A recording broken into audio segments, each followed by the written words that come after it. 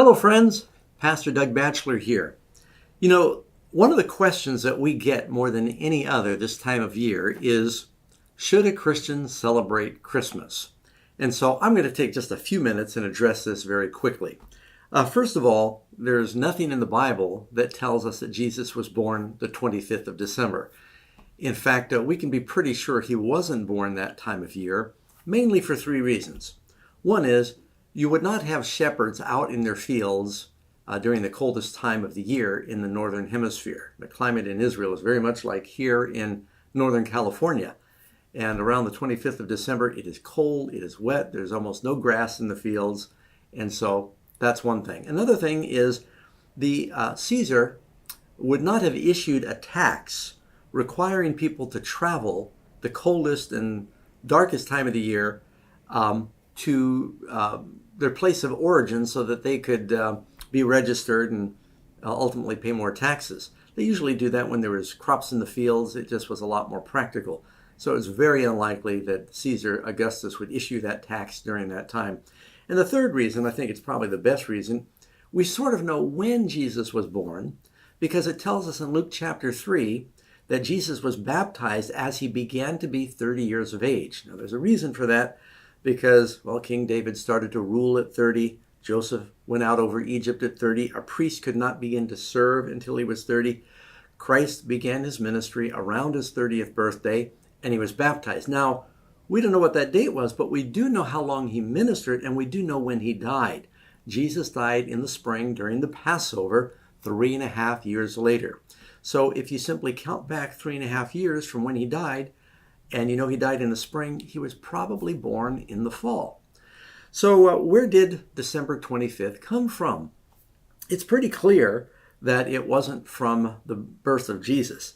Matter of fact, you can read here in the Catholic Encyclopedia, it states Christmas was not among the earliest festivals of the church. Irenaeus and Tertullian omitted from their lists of feasts, and those authors lived in the 3rd century AD. So, up to 400 AD, no Christians were celebrating Christmas around the 25th of December. So what happened? Well, it's really something that's astronomical when you think about it. The winter solstice is around December 21, 22. That means it's going to be the shortest days of the year. The days continue to get shorter and shorter and shorter until you get to the 21st. Then there's like a stable time for about 3 days where you don't really see any change in the days. The days begin to get noticeably longer around the 25th. So all over the Northern Hemisphere, in a number of cultures, that was a time of different celebrations. Yes, some used it for sun worship. Some did it because it was time of agriculture. Some celebrated because the days started getting longer again, and they just glad that it wasn't going to be getting darker, it was going to be getting brighter. And so even in the Americas, among the Indians in the Northern Hemispheres, everybody noticed the days started getting longer around the 25th of December.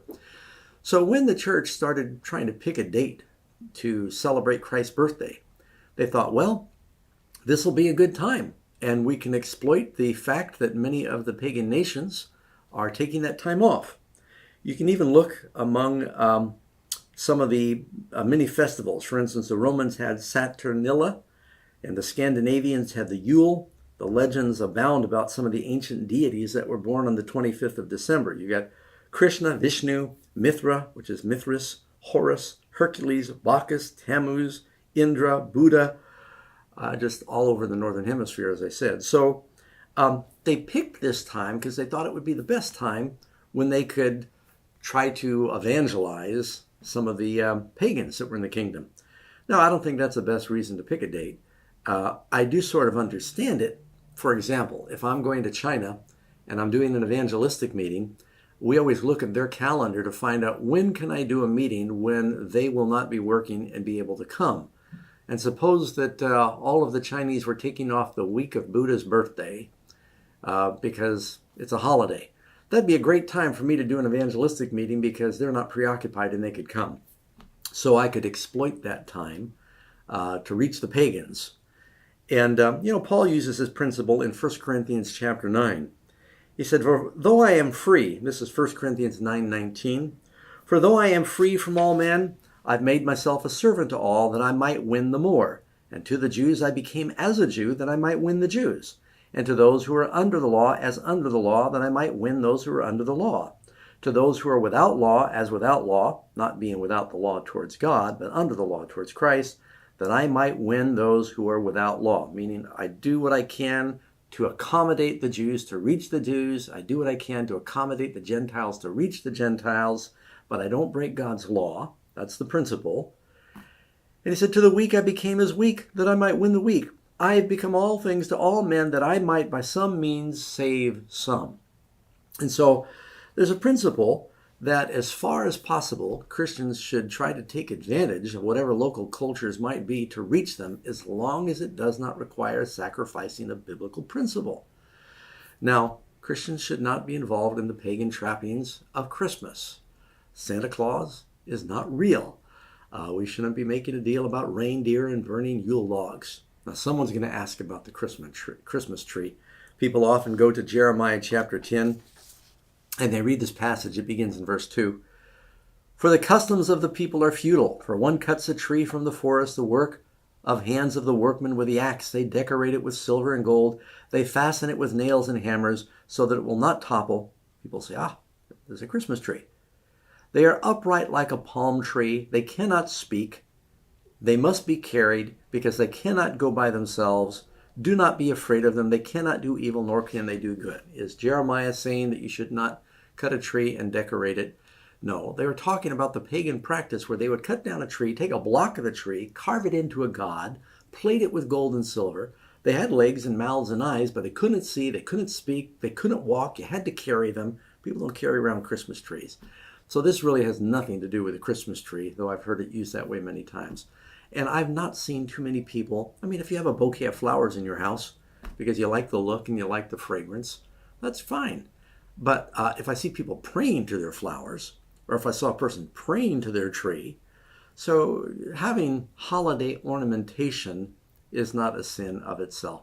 Now, in our church here in Granite Bay, we typically don't put up a Christmas tree. There would not be anything morally wrong with that, but there's a principle in the Bible. Paul says that don't do anything that's going to make your brother stumble. And for example, he said, if eating meat sacrificed to an idol, even if it's a clean type of meat, is going to make your brother stumble, then don't do it. And of course, I'm a vegetarian, but it's a principle that you don't want to do anything. And so, yeah, we certainly don't need Christmas trees. And if some people think that it's connected with idolatry, then don't do it. So when it comes to should a Christian celebrate Christmas, obviously we should stay away from the things that are pagan. But if the world is talking about the birth of Christ, and if the birth of Christ and the incarnation is a biblical subject, if there is a good time for us to expand on that, to enhance that teaching, by all means, do it then. Thanksgiving is a great time of year for Christians to enhance the biblical teaching, to focus on, to expand on the biblical teaching of gratitude and praise. And so if the world is all focusing during this time of year on the first coming of Jesus, what a great opportunity for us to talk about the first coming of Jesus and point them to the second coming of Jesus. It says, for instance, in Romans chapter 14, this is not obligatory. Paul says in verse 5, one person esteems or regards one day above another, another esteems every day alike. Let each one be fully convinced in his own mind. He that observes the day, he observes it to the Lord. Don't do it to Santa Claus. And he who does not observe the day, to the Lord he does not observe it. There's no requirement to remember these days. Now, keep in mind, the word pagan isn't always sinful. Pagan simply means it's a cultural thing. There's a lot of cultural things we do that did not come from the Bible that are not necessarily sinful. But if there's a pagan practice that conflicts with a biblical principle, then you should stay away from that. And so, anyway, well, with that background, friends, I hope it helps a little bit. And you just pray, and, anything that's not of faith, don't do it. But if in faith, if you can take advantage of this time of year to be a witness to your neighbors, to share gifts, to focus on the first coming of Christ and the incarnation and bring glory to God, by all means, be all things to all men that you might reach more for Christ. God bless you. Hope that's helpful. And keep amazing facts in your prayers during this time of year.